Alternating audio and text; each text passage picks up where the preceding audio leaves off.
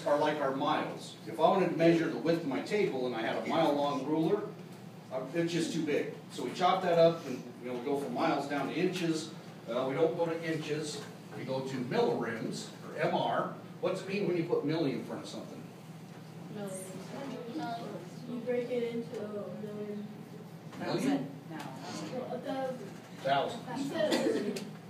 So a millirem is 1/1000th of a rem. So background radiation, like I said, if I were nice and I let you take the Geiger counter home with you, it's going to click everywhere you go. The United States average, we all get about, as a nation, 620 millirems, and this is per year, okay?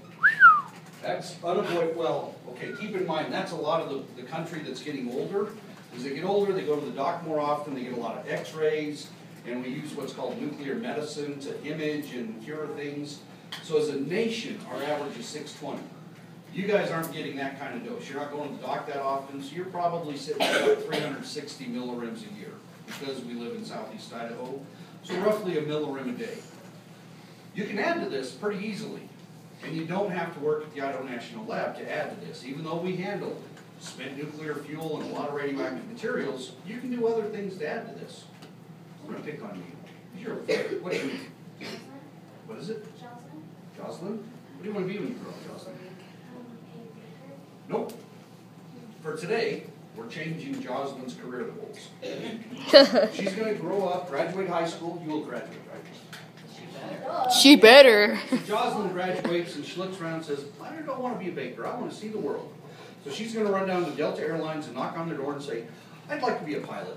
They're going to look at her and say, you look like a pilot. Here's a uniform. That's how they hire pilots. Really? Is that easy? I don't think it's going to be that easy. No, what? Okay, so for this one, we're just going to say, for whatever reason, Jocelyn is at her 620 millirems. Okay? For some reason, she's at the national average. Now, as a pilot, her career choice, we're going to tack onto that another 1,000 millirems every year. One rem. Because all the cosmic radiation coming at us from the sun, our atmosphere is a big radiation shield. Well, every time her plane leaves the ground, she has less shielding. So her dose is going to go up to 1,000 millirems a year. Feeling okay? Not so sure, are you? So that's her career choice. And then we make lifestyle choices. Her first summer as a pilot, she's going to fly through a thunderstorm. Planes bouncing everywhere, drinks are spilling, babies are crying, men are crying, women are crying, everybody's crying. You should have gone to some training. But she lands safely. Everybody on the plane cheers, just like in the movies. Yay, Captain Jocelyn! Captain America! And I'm not going to say Jocelyn's cocky, but pilots are really confident people. So she stands there as all the passengers are leaving with that confident pilot smile. Have a good day. I saved your life. Have a good day. Now all the passengers are gone. They're out of sight. She falls apart. Starts boobing and crying. We're going to die up there. And I'm her co-pilot. I've changed jobs. And I'm not a nice guy. So I say, Captain, you have got to calm your nerves. Have a cigarette. Going, Jocelyn. This is just sake of argument. So we added 1,000 millirems. Now we're going to add another 1,300 millirems. There's a radioactive element in tobacco leaves called polonium that the plants pull out of soil and up into the leaves, and smokers get about 1,300 millirems a year. And I'll bet you, even if you've made it this far in life, you haven't even walked past somebody on the sidewalk smoking a cigarette. I'll bet your parents have given you polonium. I don't think they gave you a pack of smokes and said, hey, run out behind the garage, see if you like doing this. It turns out that's a bad way to be a dad. Definitely. I didn't do that. But, Mom and Dad ever feed you spinach? Yes. Yes. Loaded with polonium. No. Is that bad? No. There's lots of other things in spinach that our bodies really need. It is radioactive. So if you absolutely hate spinach, next time it's served, you can say, Mom, Dad, I'm not touching that stuff, it's radioactive. Yay. I didn't tell you that, though. Yes, you did. Teachers told you that. Oh, this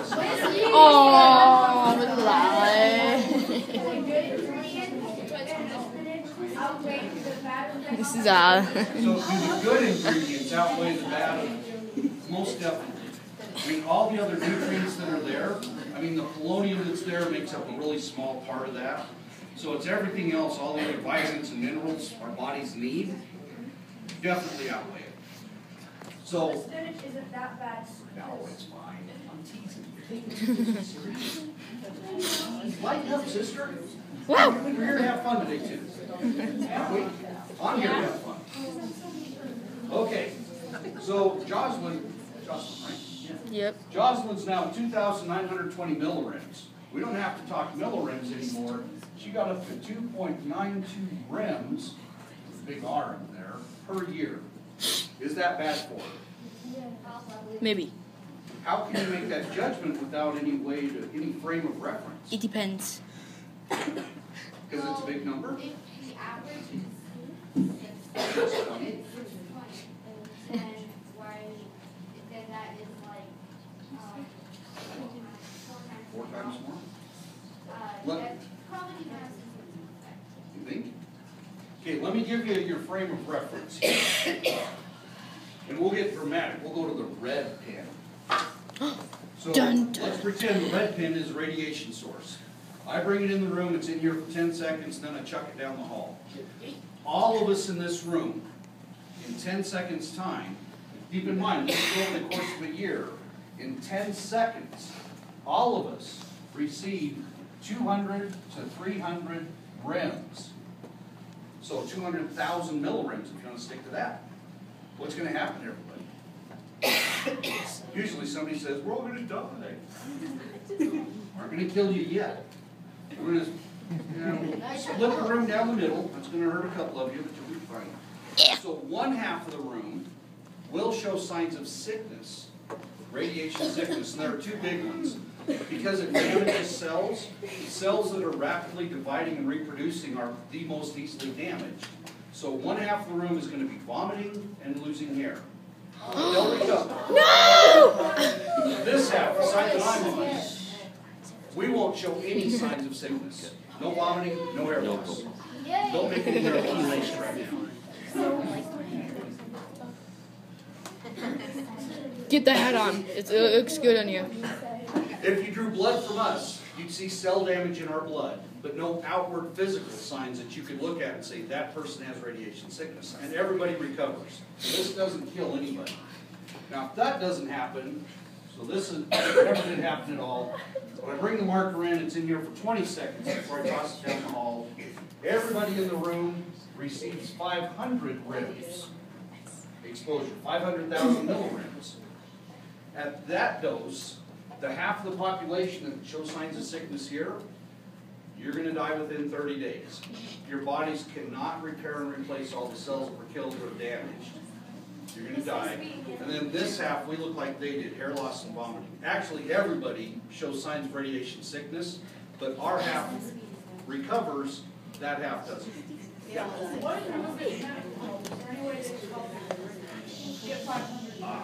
Is there any way medical, there is medical help for that? They try, but one of the big disadvantages is because our the cells in our stomach are some of the most affected.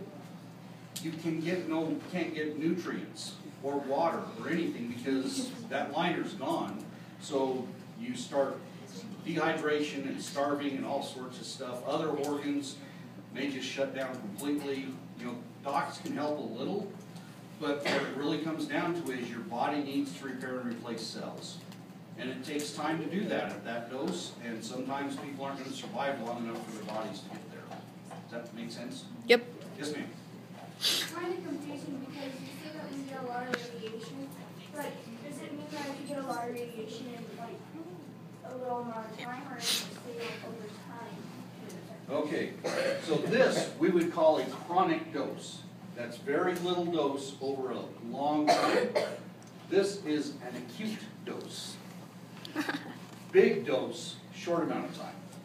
As humans, typically we are getting chronic doses just because we're alive. So it's the acute doses that we're more concerned about, and they're really high. How much radiation do you get into your system when you work here? I'll get to that in a minute. Yes, ma'am. Would children die faster than adults? Ah, Good question. that is a great question and a morbid question. Yes, they would. Because children, you are growing. You have more cells dividing and reproducing than I do. Because I'm an old man. So when you're growing, rapidly dividing, reproducing cells are more easily damaged. So yeah, it'd be worse for kids than it is for adults. And then once you reach a certain age, then it gets really bad again. Cells aren't dividing and reproducing, but our bodies aren't as good at repairing and replacing. So for the really young and the really old, bad news. Yeah.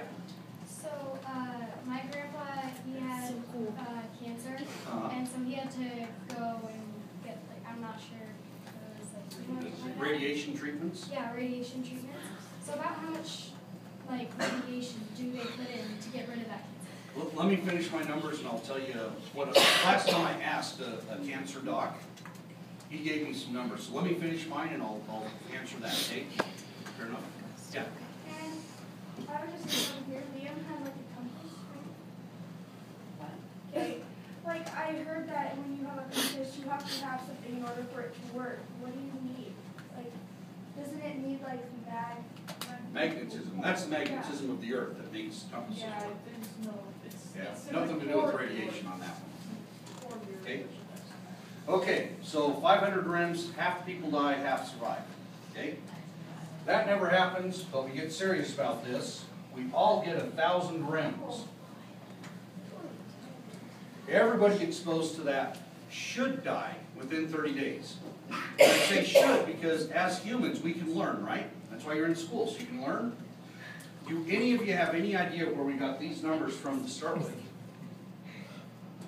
Students on tours that didn't ask questions. We take you to the reactor, hold you by the ankles, dip you in. That's how we figured this. Yes! Oh my god. Where do we get these numbers? Well, in a way we did it, but not in a nice way. We dropped atomic bombs on Japan at the end of World War II. So, clear down here somewhere, we call that ground zero. That's where the bomb detonated. And as you get further away, the radiation levels start dropping off. So as people went towards ground zero where the bomb detonated, that's what they saw. Half the people were sick, half weren't. And then they got closer, everybody was sick, half of those died, half recovered. Closer, everybody was sick, everybody died. Closer still, they were already dead from the bomb blast. The shockwave and the fires and the collapsing buildings, they were already dead. So this was always our rule of thumb. Have any of you ever heard of a little garden spot we call Chernobyl? Yes, I do. Okay, the Soviet Union, long before your time, makes me feel really old, but the Soviet Union built these reactors, and the absolute worst thing we can do in a reactor is a steam explosion. We cannot make them detonate like a nuclear weapon. They're entirely different machines. We can, though, if you're heating water up to 500-600 degrees Fahrenheit, if things break, you can have a big steam explosion. And because of that, in the U.S., we build containment domes, something to keep the steam explosion in. Soviets just built a metal building to keep the snow off of their reactor. They caused a steam explosion in 1986. Blew the roof off their building, so nuclear fuel was laying on what was left of the roof. And nuclear fuel, as soon as you take it out, if you could put a meter on it, could read sometimes up to 1 million rems on contact. Soviet helicopter pilots volunteered, I'm sure they were volunteers, they were flying over the reactor, they were dropping dirt and sand on it, just like we see the Forest Service drop water on forest fires in the summer. They're dropping dirt and sand to build up shielding. One of those pilots was wearing what we call a dosimeter. It's a badge to monitor for radiation exposure. He received 1,300 rems. So everything we knew from our rule of thumb was that was a dead man walking. 30 days or less, he would be dead, right? He finally died in 2002. He survived 16 years with what we thought would kill him in 30 days or less. His quality of life probably really sucked. There's no way his body repaired all the damaged cells correctly. He probably had different cancers throughout his body, but he did survive. Well, what if For a long matter of time. What if you wore a lead suit? That would just like All the time? not all the time, so when he was in the airplane, he would. Oh, so, yeah, in his helicopter, if you would have had maybe lead shielding on the bottom of his helicopter, so it's between him and the source, that may have helped, but in the days of the Soviet Union, they didn't care that much about people. In fact, there's some documentaries you can find where, so fuel was actually from the steam explosion, some nuclear fuel came out of the reactor and it was laying on what was left of the roof. And they had these guys, they called them liquidators. They gave them like 2 minutes of training. They gave them basically a push broom. And they ran out on the roof and they pushed the fuel back into the gaping hole of the roof. And then they ran back off. They died. They didn't care about humans or human life or anything else. It was, go deal with it for the mother country. So, yeah, if they would have thought it through, they could have reduced his exposure. But now that you get a frame of reference, is Jocelyn in trouble from radiation? Not at all. In fact, she's just fine once she kicks the smokes, which really ought to quit that. It's just not good. Once she quits that, she cleans up her act, we send her down to NASA. We're going to put her on the International Space Station. Not the Scott Kelly version, the full year up there, but the 60 days they normally go. In 60 days, she's going to pick up about 10 rims. She's still fine. That's a long ways away from that 200 plus where bad things are going to happen. And this is over 60 days, not 60 seconds. Question about cancer treatments. Last time I asked a cancer doc, on average, the tumor itself that they're trying to kill with radiation, because it can kill cells, the tumor itself is hit with somewhere around 500 rems. Now, how does that not kill the patient? So let's say I have a tumor right in the middle of my body, behind my badge. My red pin's my radiation source. Radiation, gamma radiation, travels a straight line like light. So when I go in for a treatment, they're going to put that source in front of me. The gamma radiation is going to hit a lot of healthy cells, and then the cancer cells, and then more healthy cells, and then a lead wall. I want the healthy cells to have time to repair and replace, but not the cancer cells. So the next treatment when I go in, I'm going to turn sideways. Now it's going to hit different healthy cells, but the same cancer cells. So every time they go in for a treatment, it travels a different path through their body. So the healthy ones have time to repair and replace. What we would call the effective whole body dose. So the effect on the patient from head to toe comes in at somewhere around 100 rems at the end of that. And I told you at 200 rems is where you saw signs of radiation sickness, the vomiting and the hair loss. Well, if your body's already dealing with the cancer, 100 rems you're going to see signs of radiation sickness, some vomiting, some hair loss. But you're balancing that. The good versus bad, because the bad is you're damaging a lot of healthy cells. The good part is you are killing cancer cells. Does that make sense? Yeah. Is there any way that they could make it so if they went in and surgically took that tumor and they put lead like beneath it or around it and stuff, they actually saved most of your cells if they just did that? Because wouldn't that be easier just so you wouldn't have radiation exposed to you? Yeah. So for some cancers, they do that. They're called seed implants. So if this is the tumor somewhere in your body, instead of having radiation passing through your body, through all the cells and damaging all those other cells, instead of doing it that way, they surgically implant a radioactive material in the middle of the tumor. So this emits radiation out, and it kills all the cancer cells around it. And they design it so that some of these things, they will decay away. They'll become stable in a matter of a couple days or a couple weeks. So by the time all of these cells surrounding it can die, this is no longer radioactive. So it doesn't damage any of the cells outside. What if they took So that's doable. Okay, and what if they took it and they put lead, like they surgically, and they took a lead padding around it? That's going to a lot of trouble. I mean, to save some healthy cells where others, our bodies can deal with the exposure. And lead is really bad inside our bodies. Lead poisoning is not good. So, again, you got to weigh the cost versus the benefits. Like when you go to the dentist and you're getting the x-rays, Where does the person giving you the x-rays, do they stand right there next to you the whole time? No. No, they run and hide, because they're doing that all day long. When you get an x-ray at the dentist, they put the lead apron on you, because x-rays, that's a form of radiation, they damage and kill cells. They don't need to damage anything from your neck down. So they put the lead apron on you, they damage a bunch of cells up here. But the dentist gets information that they wouldn't be able to know otherwise.